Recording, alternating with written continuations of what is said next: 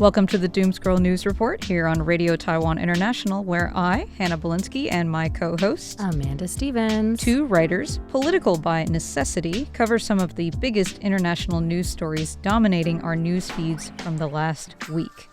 I'm Hannah Belinsky, and this week we're tackling just two topics: the controversy over vaccines under Robert F. Kennedy Jr. and the escalating conflict between Israel and Iran. But they are big topics, huge, really, and I think to do them justice, we will want to spend more time on each of them.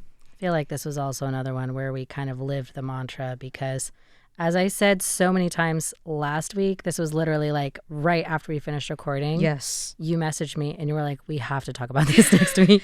Yeah. Because I just kept getting pinged. It just ping, and it's one nonstop. thing after another. Yeah, and Yes. it keeps going. Mm-hmm. But before we get to that particular topic, I want to talk about vaccines today. Mm-hmm. Because that's been weighing on my mind for a while now. Yeah, you're about to take a trip. Exactly. Knowing I need to take my infant son back to the United States to meet his grandpa and his great-grandmothers. And this will require us to sit for a long time in an enclosed space with a bunch of strangers. And the unwashed masses in North America are now more unwashed than ever since Robert F. Kennedy Jr., or RFK Jr., as I'll refer to him henceforth, became United States Secretary of Health. And he has, in many ways, effectively validated the beliefs of anti-vaxxers, or at least hasn't exactly rejected them. Right. I actually just got an MMR booster shot last week on the recommendation of my pediatrician at the same time that I had Junior get one in advance. Typically, the first shot isn't administered until they're 1. Since we're going to be flying, I wanted to minimize risk. Yeah. Oh, Better to do it. Better to be safe than sorry. Exactly. I'm extremely pro-vaccine. yes. It has saved my childhood Yeah, on several occasions, I mean, at let's least. let's get into why exactly I'm so stressed and kind of bring everybody up to speed on the measles situation in America and Canada at Sorry, the moment. Canada. Yeah. At the time of this recording, 1,197 measles cases have been confirmed in the United States this year per data that is continuously being updated by the CDC. 95% of those who have contracted measles have been unvaccinated, or their vaccination status was unknown. One thing quickly is that that's also just the number of confirmed cases, and the website specifically makes note that there are unconfirmed or like suspected cases by states, but they only Could do be those that wandering are about. definitely confirmed to be measles and by measles outbreaks. So the main things to know about measles: it's airborne, it's extremely contagious, and it is potentially deadly. Before the measles vaccine was introduced, an estimated 48,000 people were hospitalized and 4,500 people died of the disease in the U.S. annually. Mind you, measles was declared eliminated in the United States back in 2000 because so many people were so good about making sure their children got the 2 doses of the MMR vaccine per the recommended vaccination schedule. And those 2 doses are 97% effective at preventing measles. But guess who's back? Back again. Measles back. Infect your friends. Or don't, please don't. Please don't. And speaking of friends, or I guess former friends, after recent trade war shenanigans, the situation is ramping up in Canada as well. Just recently, I read an article from The Guardian by Leyland Cecco reporting on 6 babies with unvaccinated mothers who have been born with congenital measles since June. June saw the single largest outbreak of measles in North America in southwestern Ontario. More than 2,000 cases, 3/4 of which are in unvaccinated children. Ontario's chief medical officer of health, Kieran Moore, said the 6 infants infected with measles in utero have all recovered, but last week, 1 premature infant with congenital measles hadn't been so lucky. It's hard to think of anything more heartbreaking or irresponsible. Amanda, what do you think of this anti-vaxxer trend, and how do you think we got here? The trend is like a really big question that I think could be an answer all on its own. I know at least in Canada, I found it interesting that in that same article, they mentioned that the outbreak in Canada is larger than any of those in the United States, which I hadn't expected. But I do think that there are a lot of like cultural similarities, especially in those Midwest regions between Canada and the United States. It's also worth noting that in a related article, because I wanted to go see like what did Kieran Moore or those who work with him say they thought the cause of the outbreak was. And it wasn't as simple as just one thing, as per many other things. They said part of it was like an old, outdated vaccine outreach program. The fact that a lot of these people are in places where doctors are not readily available or easy to access. Some of them are part of a religious minority where they might have qualms about it. But it's not one of those factors that overly contributes. It's kind of a mix of them. He also said that it's because of Canada's very successful vaccination program that it actually hasn't gotten larger. And so while this is a crisis, they're saying there is actually like a big wall here that is keeping it to where it is, even though this is very bad. I imagine the fact that because Canada beat us to eliminating measles in 2 years? Yes, 3 years. by 2 years. By 2 years, they beat us to the punch. And by eliminate, it doesn't mean that it's like really gone, but it's not. There's no community spread. You can't like natively catch it not easily. Right. So I can imagine that maybe these things were not up to date, continuously since it's been under control for a pretty long time. Well, and to be honest, I think that there is some part of the anti-vax movement that is much older. And I also think that there's some part of it that has historical precedent to be wary or anxious, especially in minority groups. Oh, sure. And especially from the United States history. I think that there are a lot of groups in the United States that have a big reason to distrust the medical institution as a whole, which could include testing. Yeah. And for me, my mind goes to the Tuskegee incident and the birth control trials in Puerto Rico, which although neither of them were about vaccines, they were trials, and they were people who were being told that this is for their benefit, only to find out many years later that this was actually actively harming them and using them as guinea pigs. That is terrifying. I didn't really think about that. I'm glad you brought that up because when I think about anti-vaxxers, I think, hippies. Well, and that's what I think as well. But there are fears that are rooted in truth. And I think that there is good reason for a lot of Americans to distrust the medical institution. Totally. That being said, I also think that when you have something that is as well tested and as effective as vaccines, I think that that's something that you do as part of a group effort, as something that you do to take care of others. And I think that to some extent, the measles, particularly where we are right now, there's like a larger history here. A lot of it spurs from a bunk paper that was put out in 1998. You could read about that. There's like way too much in that. But personally, I feel like part of this is almost suffering from success. If you're like me, you never grew up with measles as a threat. It wasn't even a real thing. I didn't know until my mom was going to fly back over to Taiwan. And I was like, I reminded her, oh, maybe you should get your measles booster. It's probably been a while. But she had measles before when she was little. Exactly. Like she was part of that generation. Yes, that generation. So I think that to some extent, like there's a little bit of a luxury in terms of like, I never had any classmates who got it or family members or friends, and I never had anybody die from it. And we don't know what the reality of living with this disease is like. And that's something that comes into my mind every time that I hear somebody say, like in the anti-vax movement, the cure is worse than the disease. Is I feel like actually a lot of us have had the luxury of not knowing what it's like. Yeah. Part of what makes it sticky is that there are like real fears. But I think that a lot of the current problems stem from misinformation. Bad actors, the person who published that bunk study, made a lot of money off of it. And it's kind of a typical story of somebody profiting off of fear. Right. Well, in a move that is undoubtedly just making a bad situation worse, RFK Jr. on June 11th fired an entire vaccine committee that was key for issuing official government recommendations on immunization. Oh, yes. Per Mike Wendling and Madeline Halpert reporting for BBC News, Kennedy cited conflicts of interest on the Advisory Committee on Immunization Practices and blamed them for undermining public trust in vaccines. Rich. Yeah. Professor of Public Health and now former member of the committee, Noel Brewer, denied this, saying the panel had one of the most rigorous conflict of interest procedures of any federal committee. Medical experts are concerned that Kennedy will fill the board with vaccine skeptics and only make the ongoing measles outbreak and routine child vaccination rate worse.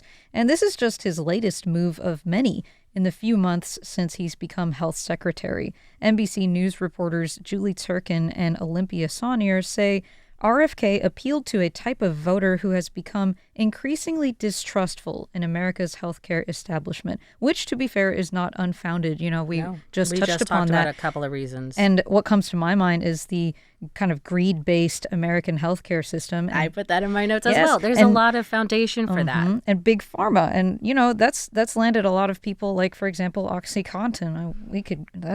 We have so many other episodes that are just on how the health system is bad. But vaccines are actually not one of those. This is usually one of the greatest successes of our medical care system are these vaccines. Exactly. And he's, at the same time, he has essentially dismantled public trust where it was well placed, like kneecapping health agencies, redirecting regulators and researchers to look into some different stuff, changing COVID vaccine regulations, and moving away just in general from hard science and toward alternative medicine.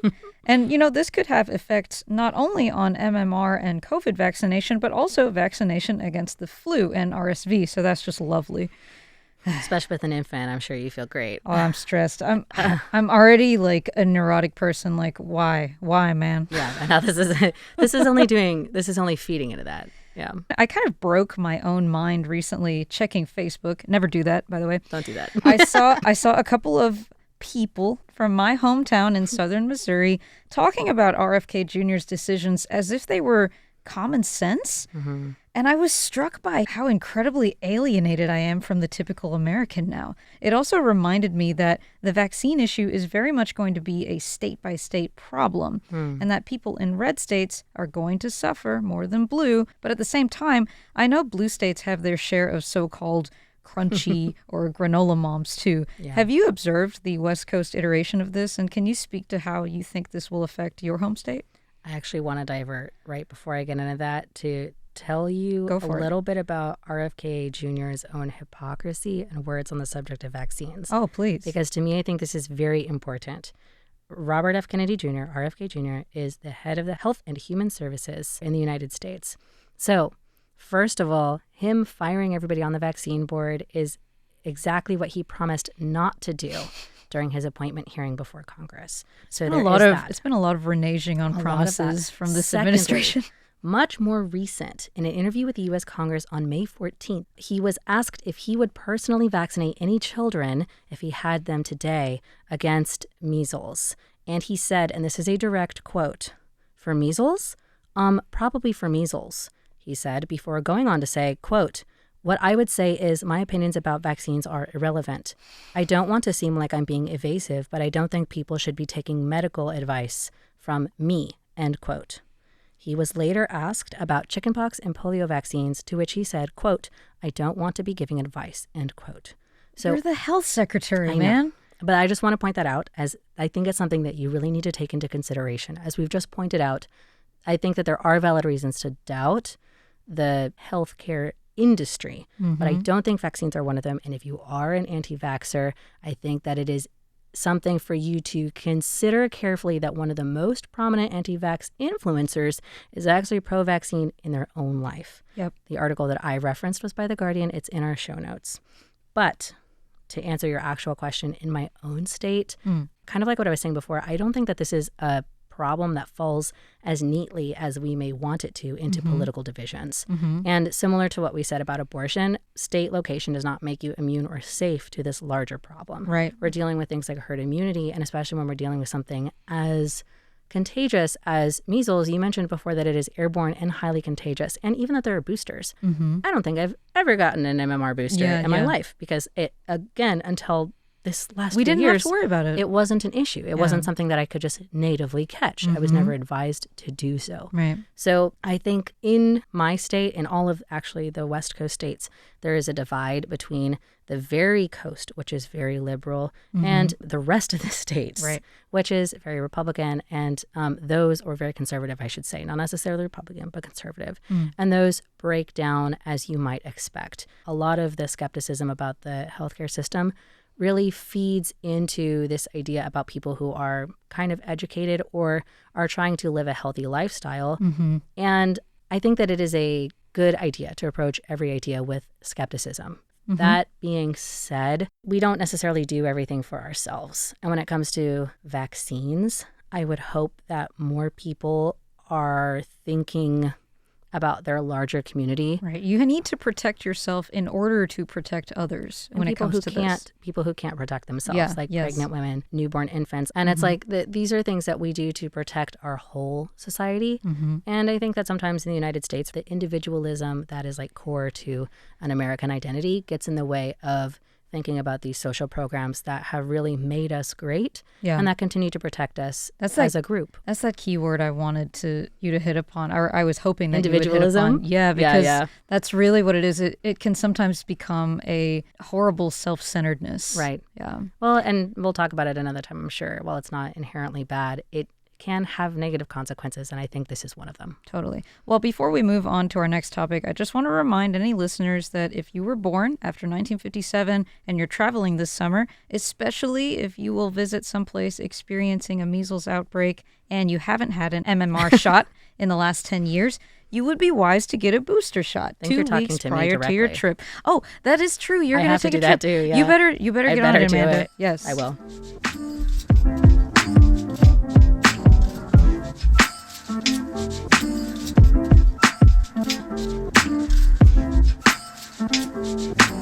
I know for both of us, the ongoing situation in the Middle East has been coming up in the news a lot, and we've been getting notifications, the latest headlines, left and right. At the beginning, yeah. Yes, the stream of information is pretty much constant, and it's been hard to keep up. And by the time this episode is released on the 23rd, I have no doubt that there will be further developments, although I really hope it won't be as bad as I feel it may be.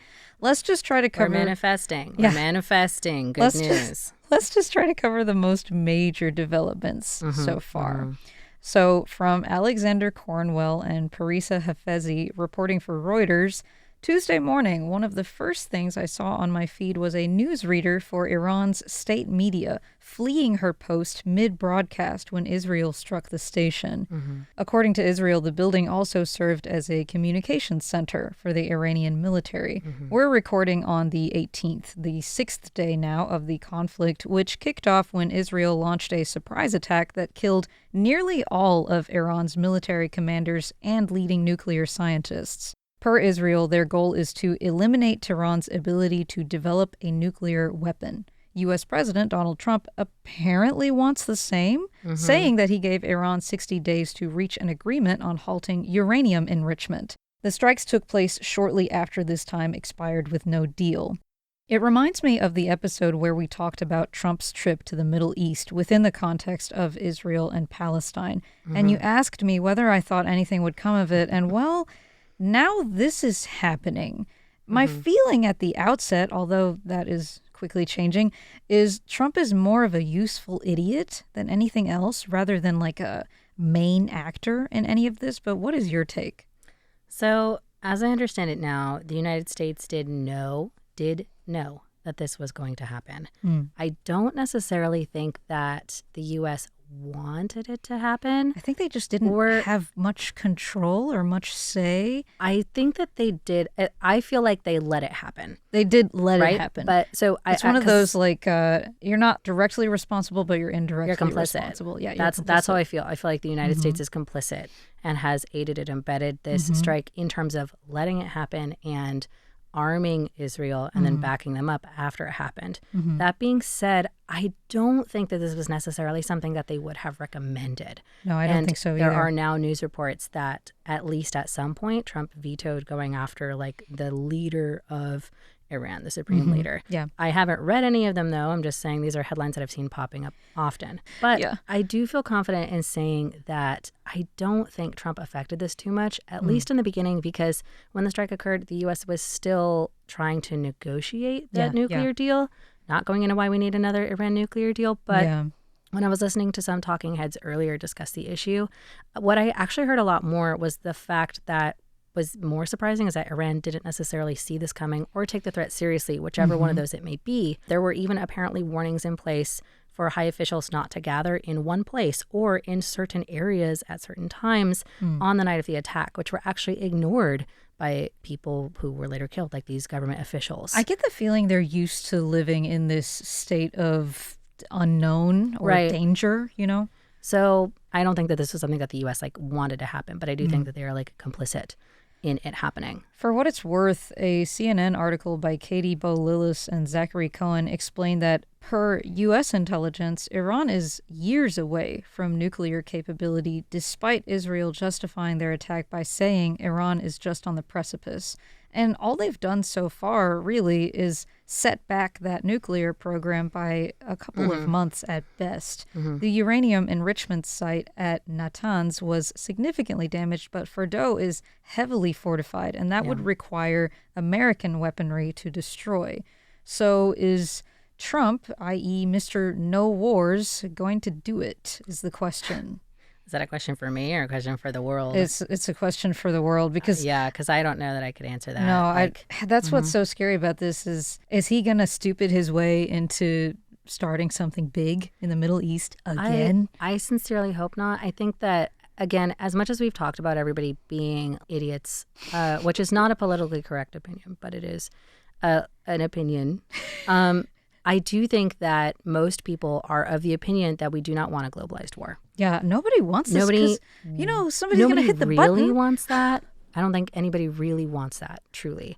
So I think looking at all the reporting that I've seen up until now, what I do think is true is that I think that from his point of view, Trump would really like the idea of a strong cudgel. We've discussed before, I think in our last talk about like their idea, Trump and other like wannabe authoritarians' idea of world powers dictating what happens.